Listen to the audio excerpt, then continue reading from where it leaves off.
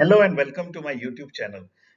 Now, today we'll be discussing one very important topic which normally we tend to ignore in a patient who comes to you with a hypovolemic or a hemorrhagic shock specifically. And this is known as shock index. Let's go into the details about what exactly is shock index, how this ratio, simple ratio, would help us as a clinician in picking up a patient early in a patient who has got occult hemorrhage or even a significant hemorrhage where other parameters may be normal. So with this background, let's go into the details what exactly is shock index and how it is calculated. So what is shock index? The shock index is defined as a bedside ratio, basically which a ratio of heart rate divided by systolic blood pressure. For example, a working example is if the patient's heart rate, say in a hemorrhagic shock, is 110 and the systolic blood pressure recorded is 100, then the shock index in such patient would be 1.1. The normal range of shock index is 0.5 to 0.9. So it's a bedside ratio that flags occult hypovolemia even before a systolic blood pressure falls.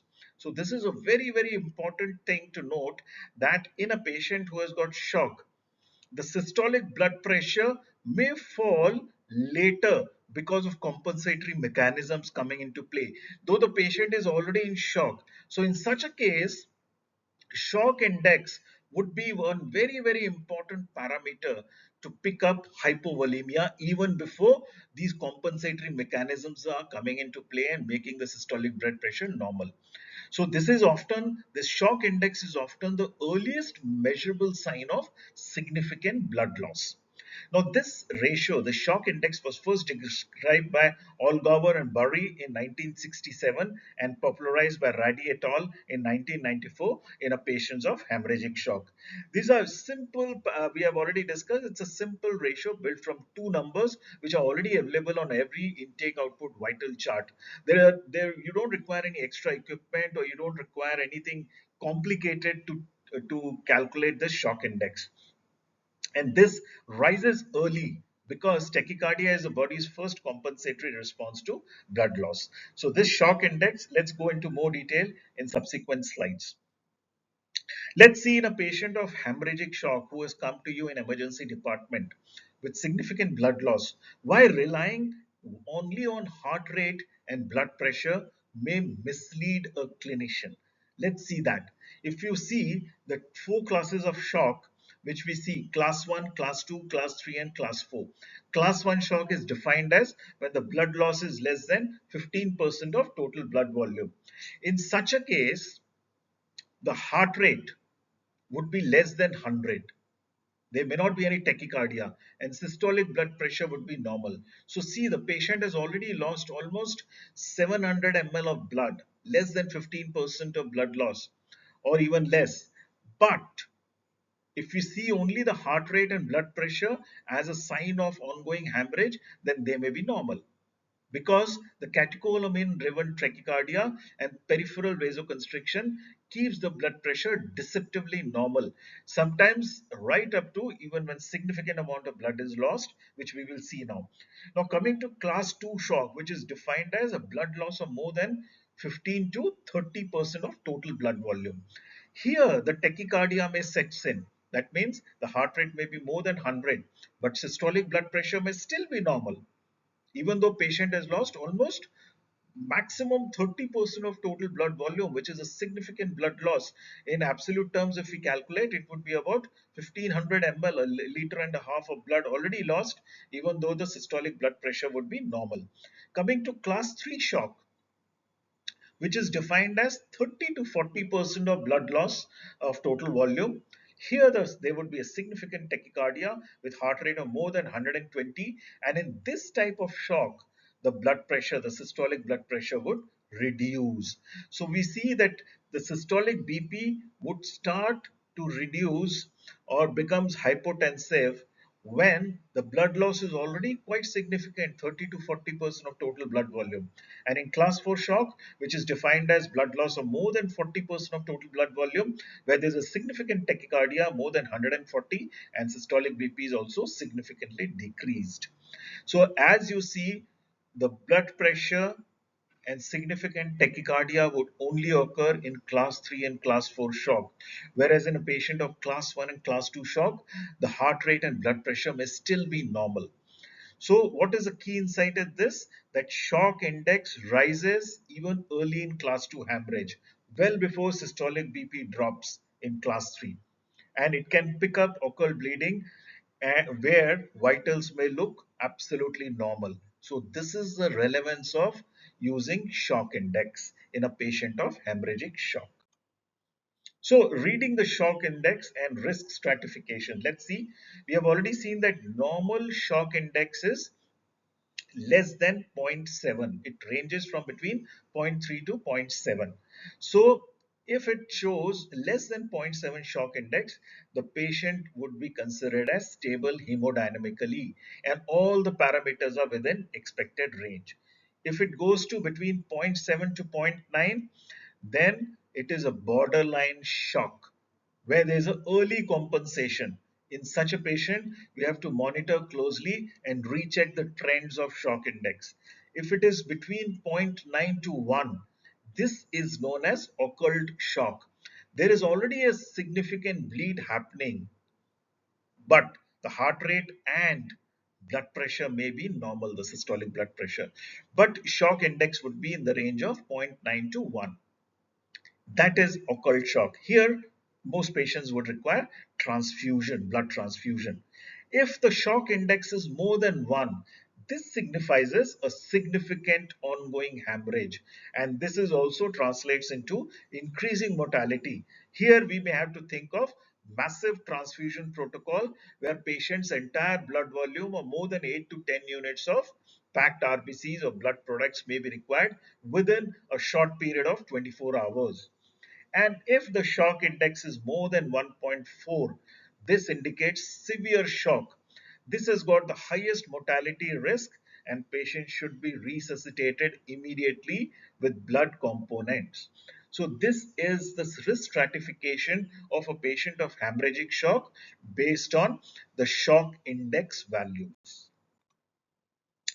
Now, where it matters, the clinical scenarios, catching the bleed early, that is the most important thing, especially in a patient with occult hemorrhage. Now, if you see in a trauma case and you do in an emergency room fast scan, which is a focused assessment of sonography in trauma scan, if it comes out to be negative, which picks up the blood within the hepatorenal pouch, pelvis, and the other cavities, if it comes out to be negative, but shock index is still more than zero point 0.9 in such a case, always suspect occult intra-abdominal or pelvic bleed, even though it may not be seen on fast scan. That is the utility of using shock index in a trauma case, especially where the fast scan is negative, but shock index is significantly elevated. Coming to say GI bleed, gastrointestinal bleed, elevated shock index at presentation always predicts a risk of rebleeding and increasing mortality in GI bleeding.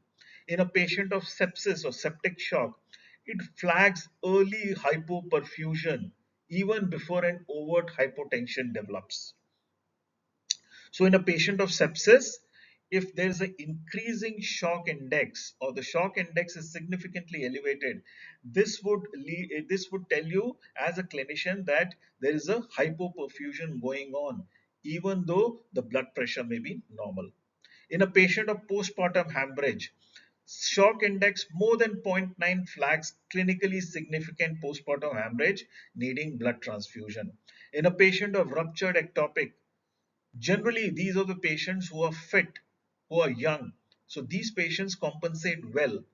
Shock index would unmask hemoperitoneum because in such a cases, if you rely only on blood pressure and if you rely only on heart rate, which may deceptively may be normal, in such a case, if you calculate shock index, this would unmask ongoing intraperitoneal bleeding in a patient of ruptured ectopic, which can save life.